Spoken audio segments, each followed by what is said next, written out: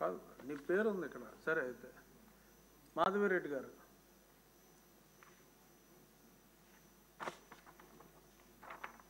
అధ్యక్ష, ఈరోజు 2025-26 బడ్జెట్ సందర్భంగా అత్యంత అనుభవజ్ఞులైన నారా చంద్రబాబు నాయుడు గారి నాయకత్వంలో కూటమి ప్రభుత్వం ప్రవేశపెట్టిన ఈ బడ్జెట్ మీద చర్చించే అవకాశం రావడం అదృష్టంగా భావిస్తున్నాను. ఏదైతే పేద ప్రజల సంక్షేమం దిశగా కూటమి ఎన్నికల్లో చెప్పిన విధంగా సూపర్ 6 హామీలను అమలుపరిచే దిశగా ఈరోజు ఈ బడ్జెట్ రూపొందించడము ఎంతో ఆనందంగా ఉంది. దానితో పాటు అభివృద్ధి కూడా 2 కళ్ళల బడ్జెట్ను రూపొందించినందుకు ముఖ్యమంత్రి గారికి ధన్యవాదాలు తెలియజేసుకుంటున్నాను.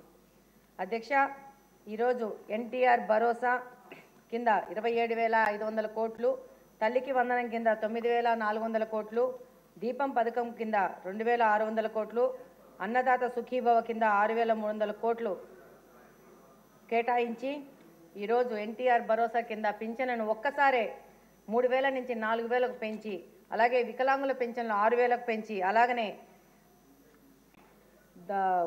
కంప్లీట్గా వికలాంగులు ఉన్న వాళ్ళకి 10 నుంచి 15,000 పింఛన్ వచ్చే విధంగా సంక్షేమాన్ని ముందుకు తీసుకెళ్తున్నారు మన ముఖ్యమంత్రి చంద్రబాబు నాయుడు గారు. అలాగనే సంక్షేమ పథకాలు మరియు ఎస్సీ ఎస్టీలకు ఉచిత విద్యుత్ కొరకు 400 కోట్లు కేటాయించడం వలన సంక్షేమంపై ప్రభుత్వం యొక్క చిత్తశుద్ధి అనేది తెలుస్తున్నది. అలాగే అభివృద్ధి వైపు చూస్తే అధ్యక్ష, ఒక్కసారి బడ్జెట్కు పూర్తిగా పరిశీలిస్తే 3,22,359 కోట్లు ప్రతిపాదించారు. ఇందులో ఒక్క వ్యవసాయ రంగానికే 48,341 కోట్ల బడ్జెట్ ప్రవేశపెట్టడం ద్వారా రైతుల పట్ల ప్రభుత్వంకున్న చిత్తశుద్ధిని తెలుస్తూ ఉంది. అలాగే అన్నదాత సుఖీభవ పథకం ద్వారా దాదాపు 50 లక్షల మంది రైతులకు పెట్టుబడి సాయం అందించే విధంగా ఈరోజు ప్రభుత్వం ముందుకెళ్తా ఉంది. అలాగనే అధ్యక్ష, విద్యాశాఖకు 34,311 కోట్లు కేటాయించారు. అంటే దాదాపు మన బడ్జెట్లో 10.8% నిధులను కేటాయించగా ఇది ఒక విప్లవాత్మకమైన మార్పు. ఈరోజు గత ప్రభుత్వము వేలాది పాఠశాలను మూసివేసి లేదా విలీనం చేసి అందులోని టీచర్ పోస్టులను మిగులుగా చూపించి ప్రజలను మరియు డిఎస్సి అభ్యర్థులను మభ్యపెట్టింది. కానీ కూటమి సర్కారు అధికారంలోకి వచ్చిన వెంటనే సాంకేతిక సమస్యలన్నింటినీ పరిష్కరించి ఇచ్చిన హామీల మేరకు 16,347 ఉపాధ్యాయ పోస్టులకు మెగా డిఎస్సిని ప్రకటించింది. దీనిని ప్రస్తుత బడ్జెట్లో కూడా ప్రస్తావించడం గమనార్హం. అలాగనే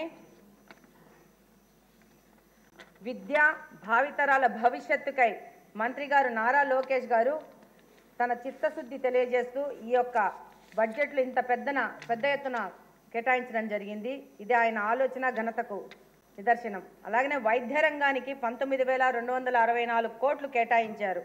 ఇది బడ్జెట్లో 6% తీసుకున్నది. దీని ద్వారా ప్రజా ఆరోగ్యంపై ప్రభుత్వం యొక్క చిత్తశుద్ధి ప్రస్ఫుటంగా తెలుస్తున్నది. గత ప్రభుత్వం వైద్య రంగాన్ని అస్తవ్యస్తం చేసింది. దాన్ని సరిదిద్ది ప్రజలకు అందుబాటులోకి తీసుకురావాల్సిన అవసరం ఉంది. అందుకని ఇంత పెద్ద ఎత్తున వైద్య రంగానికి బడ్జెట్ కేటాయింపులు చేయడం జరిగింది. అలాగనే మున్సిపల్ శాఖకు 13,862 కోట్లు, పంచాయతీరాజ్కు 18,867 కోట్లు, నీటిపారుదల శాఖకు 1,819 కోట్లు, రోడ్స్ అండ్ బిల్డింగ్స్కి 8,785 కోట్లు కేటాయించడం జరిగింది. అధ్యక్ష, పైన శాఖలను గత ప్రభుత్వం పూర్తిగా నిర్లక్ష్యం చేసింది.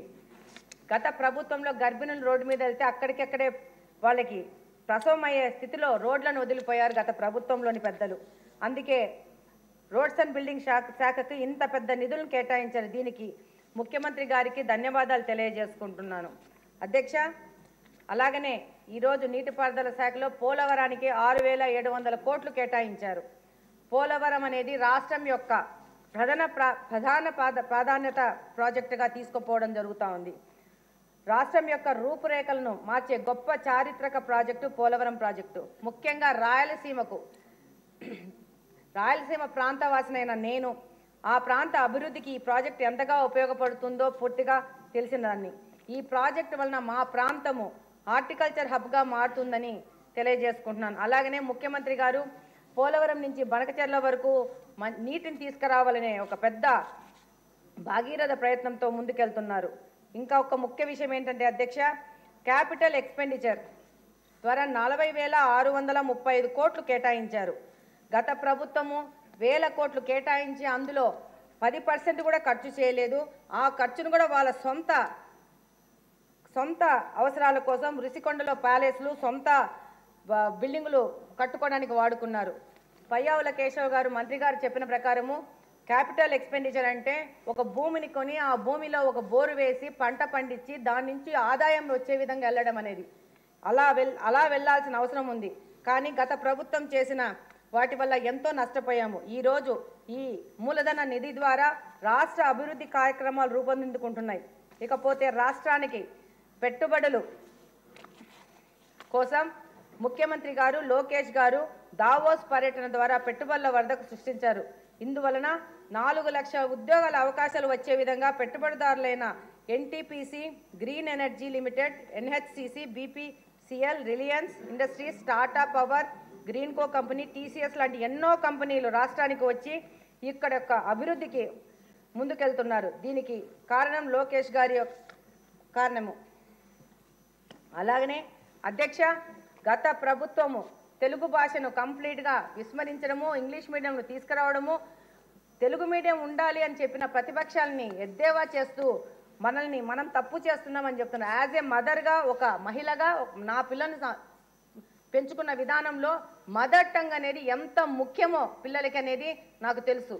దానికోసము ఈసారి ప్రభుత్వము తెలుగు భాష పరిరక్షణకై తొలిసారి 10 కోట్ల రూపాయలు కేటాయించడం జరిగింది. అలాగనే మాదక ద్రవ్యాల రహిత రాష్ట్రంగా ముందుకు తీసుకెళ్లడానికి నవోదయ కింద 2.0 కింద 10 కోట్లు మనకు కేటాయించడం జరిగింది. అలాగనే గత ప్రభుత్వం ఇసుక ద్వారా వ్యాపారాలు చేస్తే ఈ ప్రభుత్వము ఉచిత ఇసుక ఇచ్చి మన మన మన కార్మికులకు ఎంతగా భరోసాగా ఉంది. అలాగనే ఒక నిమిషం, నేను చిన్న షార్ట్ నోట్స్ రాసుకున్నాను. గత సర్కార్ పెట్టిన 22,500 కోట్ల బకాయిలను మన కూటమి సర్కార్లు చెల్లించి గత ప్రభుత్వం నిలిపివేసిన 73 కేంద్ర ప్రాయోజిత పథకాలను పునరుద్ధరించడం జరిగింది. అలాగనే అధ్యక్ష, ఇమాం మౌజాంలకి జీతాలను పెంచిన ఘనత కూడా మన ప్రభుత్వానిదే. ఈరోజు పాఠశాలలు ఎదుర్కొంటున్న సమస్యను గుర్తించి ప్రభుత్వ పాఠశాలన్నిటికీ ఉచిత విద్యుత్ని సరఫరా చేయాలని నిర్ణయించడం హర్షణీయం. అలాగనే అధ్యక్ష, మహిళా సంక్షేమమే కుటుంబ సంక్షేమాన్ని భావించిన మన ముఖ్యమంత్రి గారు ఎన్నడూ లేని విధంగా మహిళా శిశు సంక్షేమానికి అత్యధిక ప్రాధాన్యత ఇస్తూ 4,332 కోట్లు కేటాయించడం జరిగింది. ప్రస్తుతం 45.8% ఉన్న ఫీమేల్ లేబర్ ఫోర్స్ పార్టిసిపేషన్ రేట్ను 2047వ సంవత్సరం నాటికి 80%గా పెంచే విధంగా దార్శికతతో మన ముఖ్యమంత్రి వర్యులు విజన్ 2047ని రూపొందించడం జరిగింది. ప్రైవేటు సంస్థల మన రాష్ట్రానికి ఆకర్షించే ఉద్దేశంతో వైబిలిటీ గ్యాప్ ఫండ్ని తీసుకొచ్చి పీఫోను తీసుకొచ్చి దానికోసం ప్రస్తుత బడ్జెట్లో 2,000 కోట్లను కేటాయించడం జరిగింది. ఇది రాష్ట్ర అభివృద్ధి పట్ల ముఖ్యమంత్రి గారికి ఉన్న చిత్తశుద్ధి, అంకితభావం అర్థమవుతోంది. అలాగనే దేశంలో అందరికంటే ముందుగా భవిష్యత్తును ఊహించి semi conductor and display fab policy, అలాగనే ఏపీ డ్రోన్ పాలసీ, అలాగనే AP data centre policy, AP integrated clean energy policy వంటి వాటిని తీసుకొచ్చి ఒక గొప్ప ఆదర్శంగా మన ముఖ్యమంత్రి గారు ముందుకెళ్తున్నారు. చివరగా అధ్యక్ష, ఈ సభలో గత ప్రభుత్వంలోని నాయకులు గెలిచిన వాళ్ళు 11 మంది లేరు. బడ్జెట్ గురించి మాట్లాడడానికి లేరు, మన తప్పులను ఒప్పులను మాట్లాడడానికి లేరు. సభకు గైర్హాజరవుతున్నారు. ప్రజా సంక్షేమం గురించి మాట్లాడాల్సిన అవసరం లేదు, వాళ్ళకి సమస్యల గురించి మాట్లాడాల్సిన అవసరం లేదు.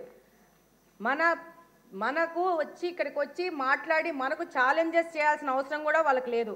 వాళ్ళకి కావాల్సిందంత అధికారమే. నేను చదువుకుంటున్నప్పుడు కానీ, ఇప్పుడు నా పిల్లలు చదువుకుంటున్నప్పుడు కానీ, మన స్కూల్లో కానీ కాలేజెస్లో కానీ 70 to 80% అటెండెన్స్ లేనిది మనకు ఎగ్జామ్ రాయడానికి అవకాశం లేదు. నేను మాట్లాడచ్చో లేదో తెలియదు కానీ అధ్యక్ష, ఇక్కడ కూడా అలాంటి రూలే పెట్టి 80% అటెండెన్స్ లేని వాళ్ళకి నెక్స్ట్ ఫైనాన్షియల్ ఇయర్కి డిస్క్వాలిఫై చేసేస్తే వాళ్ళు కూడా వచ్చి ప్రజా క్షేత్రంలో ప్రజా సమస్యల గురించి మాట్లాడుకునే అవకాశం ఉంటుందని చెప్పేసి నేను భావిస్తున్నాను. అధ్యక్ష, చివరిగా విచ్ఛిన్నమైపోయిన మన రాష్ట్రాన్ని పునర్నిర్మించడానికి ఏదైతే మన ముఖ్యమంత్రి గారు 1995లో విజన్ 2020 అన్నారు, దాని నిదర్శనమే ఈ రోజున్న హైదరాబాద్ నగరం. ఇప్పుడు విజన్ 47 కూడా మన భవిష్యత్తును నిర్ణయిస్తుంది. ఏపీని ఆర్థిక పరిపుష్టి చేసేందుకు, ఒక అభివృద్ధి చెందిన రాష్ట్రంగా ఆంధ్రప్రదేశ్ను మార్చేందుకు ఈ బడ్జెట్ ఎంతగానో ఉపయోగపడుతుంది. దీనికి తుది మెరుగులు దిద్దిన ఫైనాన్స్ మినిస్టర్ పయ్యావుల కేశవ్ గారికి, ఆలోచన చేసిన ముఖ్యమంత్రి గారికి, డిప్యూటీ సీఎం పవన్ కళ్యాణ్ గారికి, అలాగే నారా లోకేష్ గారికి మీ ద్వారా ధన్యవాదాలు తెలియజేసుకుంటున్నాను. చివరగా మీరు నాకు ఈ అవకాశం ఇచ్చినందుకు మీకు కూడా ధన్యవాదాలు తెలియజేసుకుంటున్నాను అధ్యక్ష. బడ్జెట్ ప్రసంగానికి ధన్యవాదాలు అంటే చాలామంది బడ్జెట్ చదివేస్తున్నారు.